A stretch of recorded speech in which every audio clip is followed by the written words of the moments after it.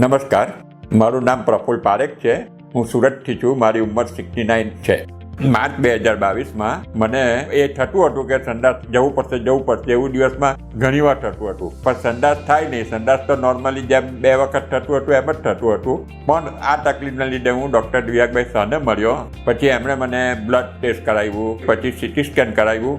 જ્યારે CT scan કરાવ્યું ત્યારે ખબર પડી કે રેક્ટમમાં ગાંઠ છે અને આ ગાંઠ એ જગ્યાએ જ હતી, બીજે કોઈ જગ્યાએ ફેલાયેલી નથી. તો એટલે પછી બાયોપ્સી માટે કહ્યું. બાયોપ્સી કરાવ્યું. બાયોપ્સીનો રિપોર્ટ કેન્સર પોઝિટિવ આવ્યું. એટલે પછી હું ડૉક્ટર દિવ્યાકભાઈની સલાહથી ડૉક્ટર અંકિતભાઈ પટેલ અને ડૉક્ટર જય ચોકસી સાહેબને મળ્યો. પછી ડૉક્ટર અંકિતભાઈએ કહ્યું પહેલાં આપણે રેડિયેશન લઈએ, કીમોથેરાપી લઈએ. એટલે પહેલાં રેડિયેશન પટાવ્યું, પછી થોડા દિવસના બ્રેક પછી કીમોથેરાપી લીધી. પહેલાં 2 કીમોથેરાપી લીધી. પછી મને ઝાડા વધારે થયા એટલે પછી એમણે કહ્યું આપણે અટકાવી દે, તમે ચોકસી સાહેબને મળો. એટલે હું જય ચોકસી સાહેબને મળ્યો. પછી ચોકસી સાહેબે કહ્યું આપણે હવે સર્જરીનો પ્લાન કરીએ.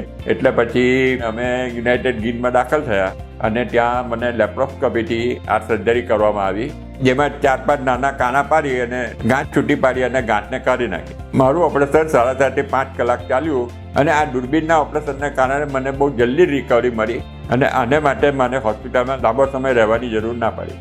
2 દિવસ આઈસીયુમાં રહ્યા. પછી મને રૂમમાં શિફ્ટ કર્યો અને રૂમમાં તો હું બહુ નોર્મલ જ હતો, સારું જ હતું. પછી 4-5 દિવસ પછી રજા હતી અને ત્યાર પછી 6-6 મહિને સીટી સ્કેન કરાવ્યું અને પછી પાછું સોનોગ્રાફી કરાવી. ત્યારબાદની બાયોપ્સીમાં રિઝલ્ટ આવ્યું કે બધું જ કેન્સર બહાર નીકળી ગયું છે. હવે હું તદ્દન કેન્સર ફ્રી થઈ ગયો છું. મારી આટલી મોટી ઉંમર હોવા છતાં અને કિડનીની તકલીફ હોવા છતાં મારી રિકવરી બહુ ફાસ્ટ અને સરસ થઈ ગઈ છે. મને કોઈ પ્રકારનું કેન્સર નથી અને હું કેન્સર ફ્રી થઈ ગયો અને હું નોર્મલ રીતે જેમ પહેલાં જીવતો હતો એવી રીતે મારું બધું રૂટીન કામ ચાલે છે. અત્યારે લોકો કેન્સરના નામ સાંભળીને ગભરાઈ જાય છે અને ટેન્શનમાં આવી જાય છે. પરંતુ તમારી ઉંમર ગમે તે હોય, તમે યોગ્ય અને નિષ્ણાત ડૉક્ટર પાસે જાઓ તો તમને સારું થવાનું જ છે.